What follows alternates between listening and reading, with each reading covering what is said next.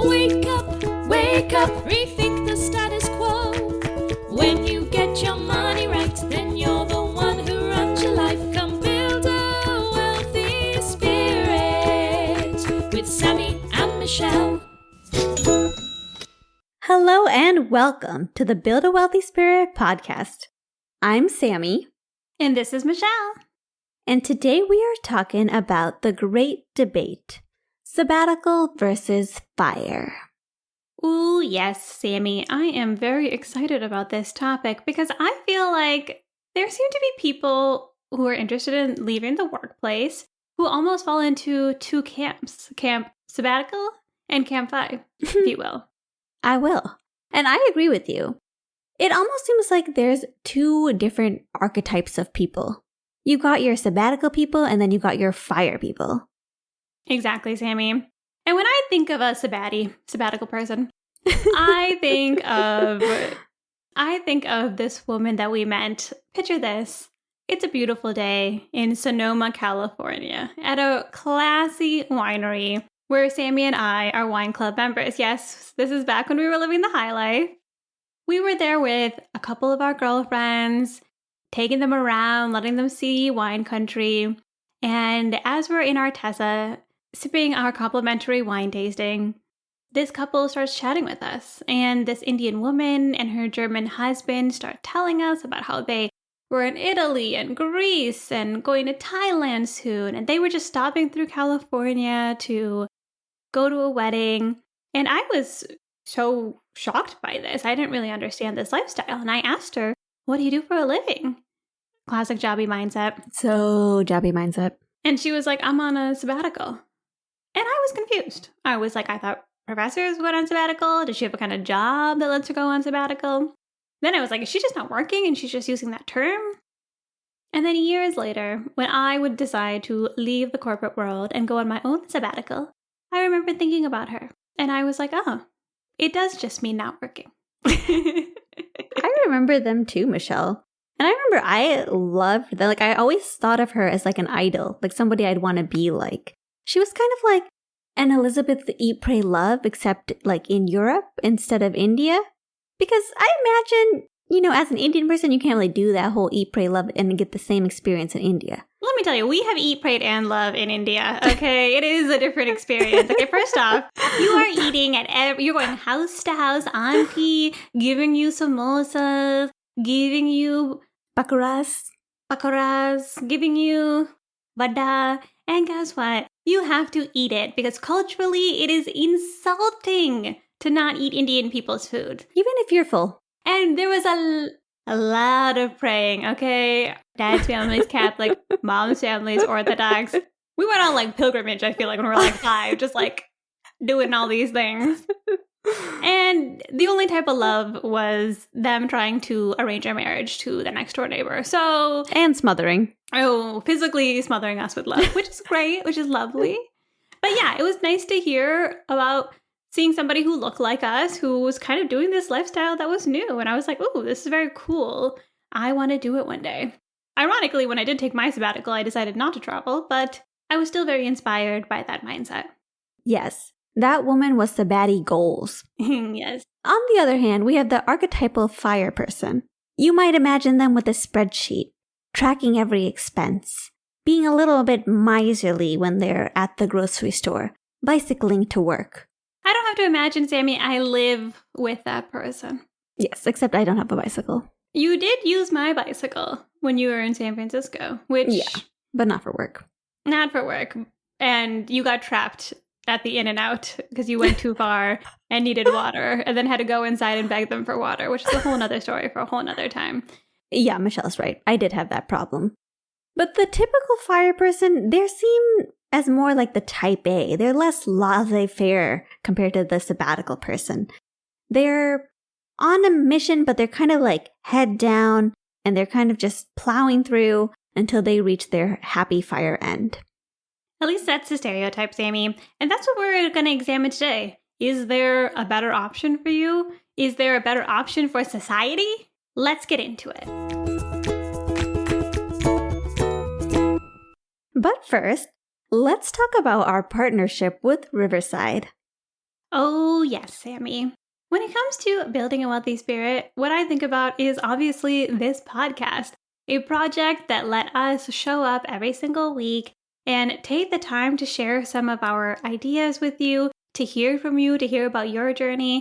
Really, really cool things. And if you are thinking about starting a podcast, I highly recommend using Riverside. That's right, Michelle. On Riverside, you get both the audio and the video, and it's really easy and great to do interviews on Riverside. It's one of the most easy to use platforms that Michelle and I have found for recording podcasts, and it makes it so much easier to edit as well. If you're interested in starting a podcast, doing a live stream, anything that you really need audio and video for, check out Riverside. You can find our link to sign up in the show notes.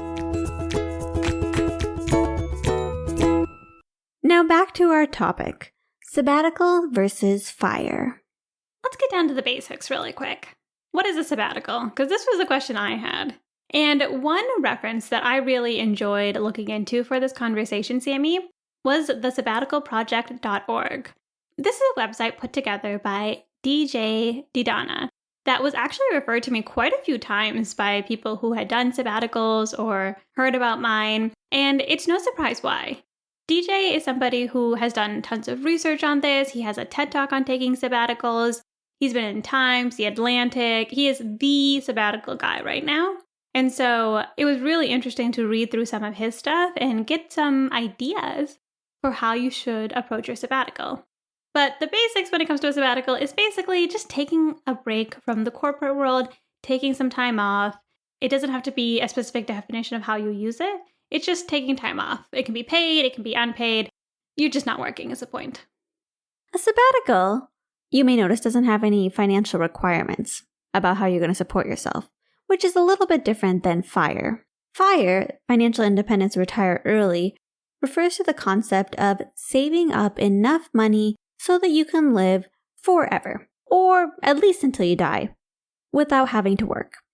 So for people who are approaching financial independence, they're usually working hard, saving a big portion of their income, and then using that big portion once it forms a giant nest egg to then fund the rest of their life without having to work. In my mind, Sammie, it's interesting, Sammie, because I think one of the first key arguments for taking a sabbatical is that you don't have to have as much money saved up. It's not like you're working to get $1 million, $2 million, whatever it is for your 4% rule. And I think that's so nice because when I decided to take time off, I was leaving a really stressful job. I was not interviewing at the time, and I knew I just wanted to take some time and breathe. And so I did a couple things to lower my expenses. For example, moving at home with their mom and dad in a 2-bedroom apartment, and Sammie. Those were money-saving things I did, but I didn't necessarily have a specific number goal I feel like I had to reach. I just worked backwards. I said, okay, I have this much in my savings. I have this much in my checkings and in my investments. If I didn't work, that would last me 1 year, 2 year, depending on how low I could get my expenses to be. So I think a huge advantage for a sabbatical is that you don't have to chase this number, get into the spreadsheets, as they say. You can sort of just take a look and say, all right, I'm leaving my job by choice or being forced out of it, and I think I'm going to take a break, and I know I can afford to do so, but I don't have to hit a certain goal to do it. And Michelle, I think that's why a lot of people see people who take sabbaticals or sabbaties as a little bit more laissez-faire compared to people who are in the FIRE movement. Because yes, people who are taking a sabbatical could have a decent amount of money saved up. They may even be almost FIRE, but their focus is not on becoming FIRE or retiring before they take a break. They're taking a break almost regardless of how much money they have, although I'm sure that plays a role. Exactly, Sammie. As someone who is a little bit not laissez-faire. Some might say type A. Yes, some might say type A. For those of us who maybe want a little bit more of a security blanket, the idea of FIRE might resonate a lot more. With FIRE, by the time you're leaving work, you have enough money that will last you for your lifetime. So it's a really great option for people who are more risk averse. Like knowing me, I'd feel a little bit uncomfortable on a sabbatical because I'd be all worried about how I'm going to make money or when I have to start making money. Like those things are not things I could just ignore.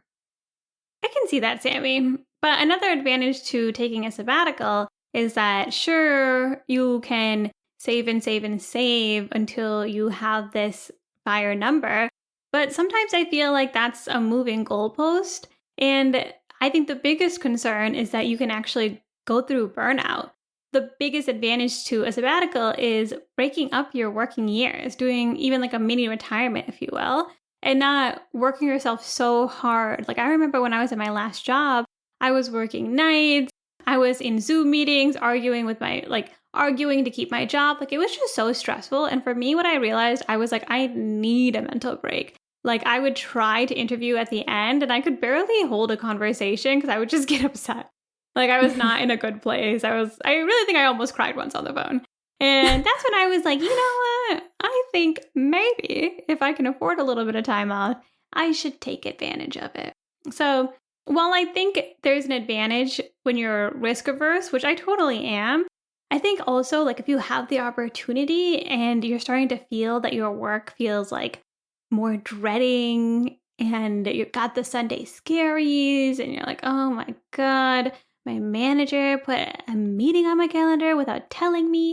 And then I got myself all worked up about it, prepared. And then they canceled 5 minutes before. And you're like, I'm not going to do this anymore. I'm just saying it might be a good time to take a sabbatical. I totally see that logic with a sabbatical. I think a lot of FIRE people do burn out, especially in like that middle part of the journey that's just really the grind. It's true, Sammie. Also, sometimes I think when you start to look at people who are in the fat FIRE movement, which means having the most amount of money possible to live your best life, it's like they just keep saving money. So I think it's good to have a nest. Like I had a nest egg. Like I'm not that person who was like, I'm just going to go and make it work and take out a bunch of loans. Like I for sure had a nest egg. But I also see people who just, they could take time off and then they keep moving that goalpost more and more and more and more further away. And I think that's where sometimes the criticisms with the FIRE movement come in. Your spreadsheet heads, if you will. I know a big factor for me in why I'm doing FIRE or why I'm choosing more of a FIRE path rather than a sabbatical path is my student loans. And I know a lot of people with loans or debt might have a similar feeling, which is that they don't want to not work when they've got this giant loan looming over their head. Ah, the classic loan loom. If you're my friend and you've asked to hang out, you probably have heard me say something like, we can totally hang out after April 2025. Or I'll be so free after April 2025. When she says friend, she means sister. And that's because April 2025 is when my student loans will be forgiven. So I graduated PA school, excited to work, but with $164,000 in student loan debt.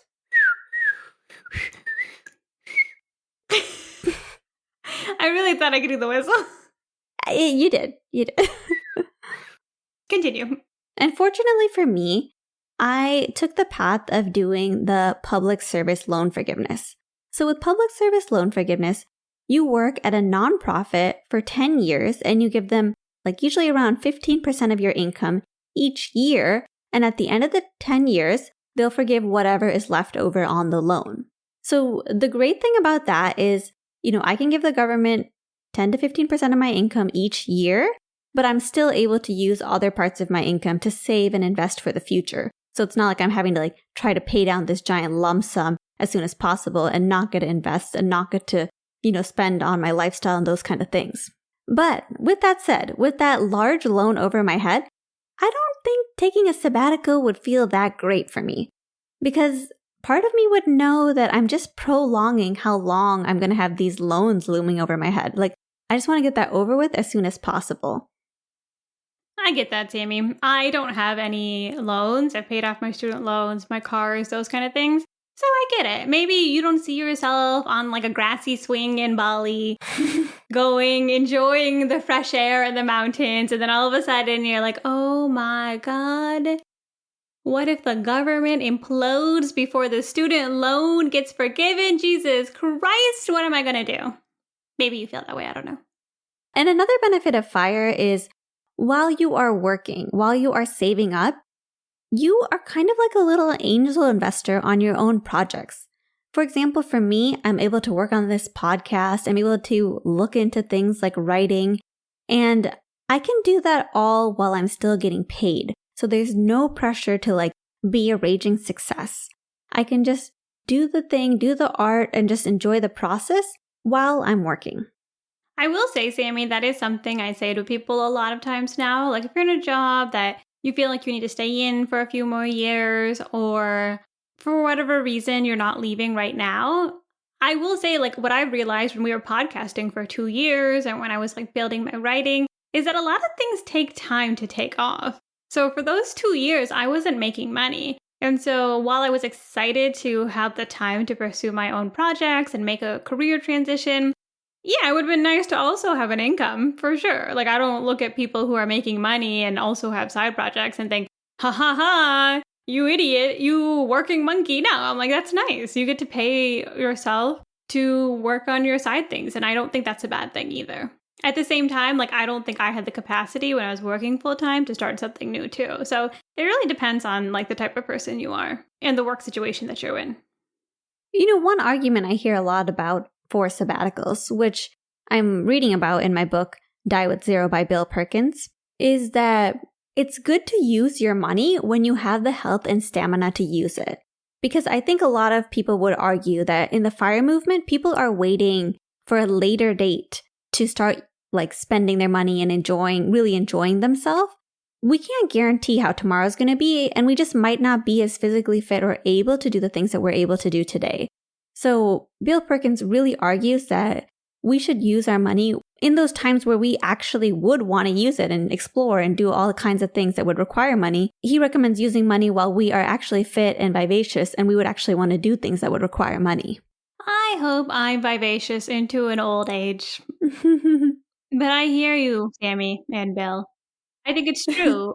When I think about right now and taking time off, a huge driver for me was that I'm single, I don't have kids, I can move to the middle of nowhere with my sister and have to go to a vending machine to get water every day. Thank you. And I have the capability to do that. I know today that that's something I have the ability to do. I can live on a little bit less. I can make sacrifices. And why not? Why not now? Why wait until 10 years, 20 years when I don't even know what the future looks like for myself or for my loved ones even? And when you say why not now, I have a why not now. Okay, and that's because when you're young is the best time to invest. Ooh, this is a tough one in my mind, Sammie. Because, okay, so I took a sabbatical right around the time that I was turning 30. And one thing I will say is that I, through my 20s, made a decent amount of money, put that into my 401k, put that into my savings. I even moved a good chunk of my money into my investments when I went on my sabbatical. And here's the thing. If you understand compounding, which if you don't, check out our episode on compounding. But if you understand compounding, the thing is that the sooner you can put money into your investments, the sooner you can put money into things like your 401k, the better. $10,000 going into your 401k when you're 23 versus when you're 33 versus when you're 43 versus when you're 53, it's a different amount. It doesn't compound the same way. Like you're going to have way more money, which is just crazy to think about. And for me, when I went on my sabbatical, I realized that technically speaking, I was coast-fire, which meant that if I don't put another dollar into my investments until I'm of retirement age, I can actually retire with enough money and be okay. And it's kind of hard for me to tell people who haven't made those investments yet, like, hey, why don't you just put that all on pause and go live your best life? If that also means that you're taking away time from your investments. It's a fine line because you could always argue that you should be investing money and it's an opportunity cost that you're going to have to weigh. But I think one thing with the FIRE movement is you're actually putting your money into investments as early as possible, which is always going to benefit you in the long term. And there's nothing wrong with a little long-term thinking. When Michelle finished her first year of sabbatical and she told me that she actually made money that year, I was actually a little bit shocked. Wait, this is true, actually. Sammie reminded me because I forgot, but my first year of my sabbatical, my expenses were so low. I was living with my parents who so graciously I didn't have to pay rent. Honestly, I wasn't doing that much. Like it was like 2021, like still The kind woman of... spends like $0. I'm kind of just like a low spender. And my net worth went up because a ton of my money is in investments, and it went up higher than my expenses. And I was like, oh, this is what they're talking about. This is what it means to be FIRE. I'm like, remember all those FIRE meetings I was dragging you to? Like, this is what we were talking about. That's that like click moment, you know? Let me tell you, 2022 was not as good to my net worth. But in the long term, hopefully something like the S&P 500 keeps going up and my money will continue to grow. So it's kind of crazy to see. Like if you can actually lower your expenses a good amount, even for a little bit of time, you might be making your money back in ways that you're not expecting. It's true, Michelle. And aside from the eighth wonder of the world, compound interest, another reason... Einstein. Albert. Shotty Albert. Another reason I think FIRE is a better path for me is because with the type of job that I have, being in healthcare, re-entry into the workplace is not as easy as it might be with other jobs. For me, my job involves keeping up with like multiple licenses, keeping up to date on what is being practiced in medicine, and then also just practicing medicine day to day. It really does keep everything fresh. In medicine, a lot of times we talk about skills atrophy. Atrophy usually refers to things like your muscles. So like when they become weak and you look all skeleton-y, that's kind of like muscle atrophy. But skills atrophy is when whatever those skills that you have just disappear with time because you're not using them. As we like to say, if you don't use it, you'll lose it.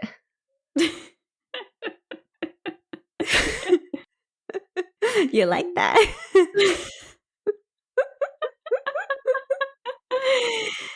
That's a great point, Sammie. I fully agree with you. I do want to say, if Build a Wealthy Spirit listener are thinking, oh yes, my skills are going to atrophy, let me tell you, it might not, okay? Because sometimes I talk to some people, for example, me in sales, I realized I was like, oh man, if I get out of sales, like what's going to happen? How are they going to hire me? I'm like, no, I'm not going to forget how to like sell people things, okay? I do it for funsies in my free time. Like those are not like things that I have to worry about my skills atrophying. And there's no licenses. Like I've seen no slowdown in my LinkedIn emails because I've been taking a sabbatical. So it could really depend on your field too. But you got to be honest with yourself. Yeah. And so for me, something like more of a slow taper off rather than a start, stop with working and not working would work a lot better, just functionally. And you know what? I have another thing to say. There she goes. You know, these sabbatical people, you know, they think, oh, they're so type A, they're so uptight. Some of us like being a spreadsheet nerd. You know, some of us enjoy calculating how much we spend on everything. Sometimes it's fun to like be frugal. It's like a season of frugality that it has its own joys. People play it out to be such a negative, but really it can be quite enjoyable. You know, Sammie, I see you on the days when you are in your Google Docs, because for some reason you refuse to use spreadsheets, and you are calculating your net worth, and you're just getting in there. It is pure joy. So look, don't let anybody tell you you're not having a good time if you're having a good time. Also, I'll add to that. If you like your job, like if you like your manager, you like the company that you're working for, you feel really fulfilled with your work, like genuinely, if you do, you don't necessarily have to take a break from it.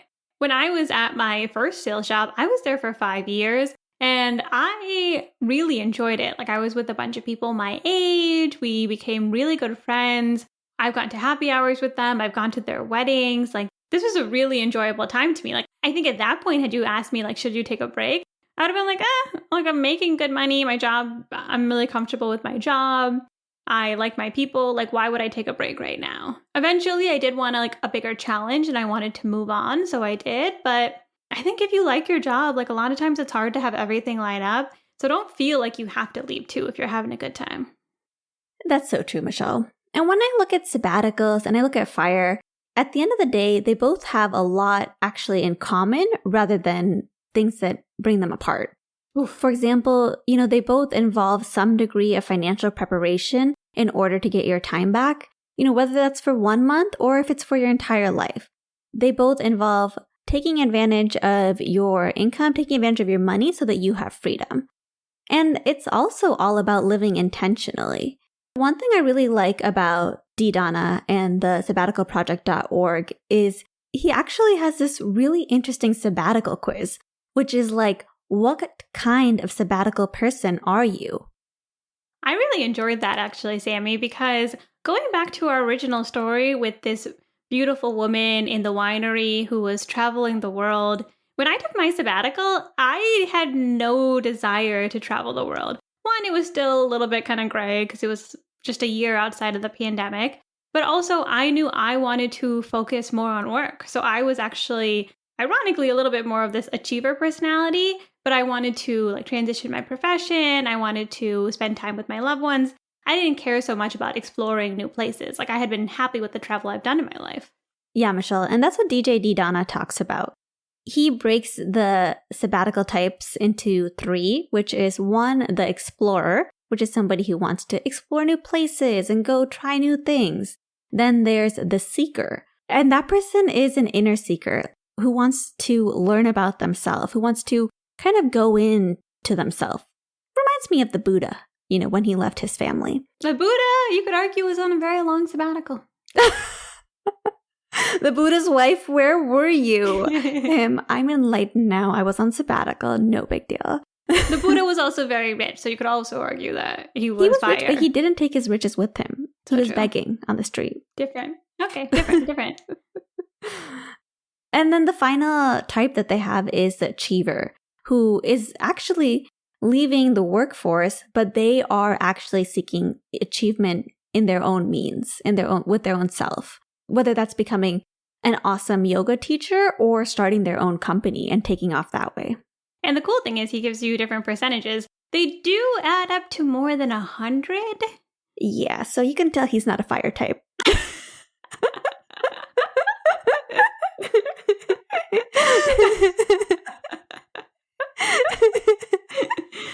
No shade. I think it's because you can choose more than one option. But Sammie was the one that pointed that out. She was like, I think these numbers are pretty high for percentages. But it's still a worthwhile quiz. I think it's really interesting to just have that perspective that there's different things you can do on your sabbatical too. You can have fun, you can explore, you can go under the Bodhi tree and get enlightened. It's up to you. Takeaways. So our takeaways for today. 1, both sabbaticals and FIRE are about making a plan to escape the rat race. Exactly, Sammie. The advantages of a sabbatical are you don't need as much money saved up, and you can enjoy your life while you still have the ability to. Whatever age you are right now, you are the youngest you will ever be. So maybe it's the time to take advantage of that youth. On the other hand, you have FIRE. And the advantages of that are you don't have to stress about money. You have a longer period of time to invest your money since you're investing earlier. And if it's difficult to re-enter your workplace, you have the advantage of surrendering to the workplace while you're there, getting deep in it, doing that work. And then once you leave, but you don't have to worry about coming back and having to relearn everything. I really love this topic, Sammie, because when it comes to building a wealthy spirit, something we talk about is 1, getting your money right and being very intentional with your life. And so whichever path you end up choosing, whichever season of life you're in, we want to be able to help give you options so that you can prepare properly with your finances and say, hey, this is what I want to do. Not what my neighbors are doing, not what Michelle and Sammie are doing. This is what I like. And so hopefully we've given you some of those options today. Community time! Before we say goodbye, we wanted to invite you all to community time.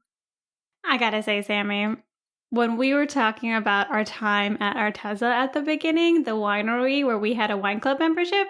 So great. I was thinking about the guy who worked there who hated us. There was this older man, a short king, if you will, who I swear to God despised us. Yes, he despised us 100%. He was the guy. He was probably like, this is a classy establishment and I cannot believe we let these ladies come in. He wanted to maintain the dignity of the environment. I felt like he felt that we were bringing it down. And maybe we were a little bit. We got this wine club membership because we were going up to Sonoma and Napa all the time with our friends who were visiting. And I don't remember exactly how much it cost, but it was a reasonable amount per quarter. And with the wine club membership, not only did you get shipped wines, but you got 4 free tastings every time you went. Every time you went? Yes. Unlimited amount of times? Yes. And you got 4 tours of the winery every time you went. Which also included wine. Yes. And you also got to sit in this special section of the winery designated for the wine club members. And if you cannot tell, no matter what season of life we were in, you girls love a great deal. Yeah, we're like, this is like the Costco of wine club memberships. Which I am sure that man would hate. Because look, first off, we were there all the time. We're these tiny little brown girls who look very similar to each other. One time, I swear to God, we were trying to go into the special section and he was like, this is for VIP members only. And I was like, yeah, we're VIP. Duh. I've seen you here all the time. You're like, we're here every weekend. Like, we're the only people fully utilizing the wine club membership. So you should probably remember us. And then one time we were running late for the tour. So Sammie was like, I'm just going to park and let you guys out. So we were trying to pull up by these like cones. And the guy literally runs out. He's waving his hand. He's like, you can't park here. You can't park here. I was like, Jesus, does this guy watch out for your Honda Fit? Like, seriously. And mind you, we had been on this tour so many times that we knew the tour like the back of our hand. We were like laughing during it. We're like interrupting the tour guide. Like one time, I remember in this winery, because it was based off a winery in Spain, they had this music playing, which was monks singing to the wine. And so they said they did that every single time because it helps the wine somehow. And then one time during the tour, the music wasn't playing. So I was like, sir, excuse me, sir. I noticed that the monk music isn't playing. That was like a big part of the tour. I'm like, these people are going to miss out on the whole monk music part of the tour. Yeah, I am not paying a good deal for this wine club membership to not have the monk. Now I know that this winery didn't have the monk singing. Like, Jesus, I don't want the next bottle. I know. I remember one time I was with my friend Marcia and we went outside to take photos with our wine glasses. Oh, because it was beautiful outside. Oh, it's like the most beautiful winery. When Sammie and I were looking for wineries, one of our criteria was Instagrammable, and this one, beautiful. Exactly. Because we're taking our friends there. They obviously want to take Instagrams. Like, we're not trying to go to like the homely, like hole in the wall winery. No. We want the view. So I have my selfie stick out. I'm trying to take a photo of the two of us. And he's like, you can't have wine glasses outside. Like, we were... Apparently, if there were rules to this winery, which, let me tell you, nobody told them to us, okay, we broke them all. I think so much so that they probably raised the prices after. They were like, we are not getting the clientele that we want. I'm sure they were happy when we like finally canceled our memberships because... Yes, now we're sober. Yeah, we don't come anymore, okay? So, we don't need you. We don't need you. So we would totally go back. It was lovely. It was absolutely lovely. Everyone else there loved us, I feel like. Yeah, they did. They would always recognize us. Yeah, they'd be like, hi, ladies, because we were there all the time. Mm-hmm. And it was a lot of fun. So let us know what you guys think. Don't forget, buildawealthyspirit.com. We have a Substack page now that you can comment on. We'll have a complimentary show notes with this episode. So check it out. It'll be in our show notes, but also buildawealthyspirit.com. Easy to remember. And most importantly, be sure to join us next time as we put down the rulebook and we rethink the status quo.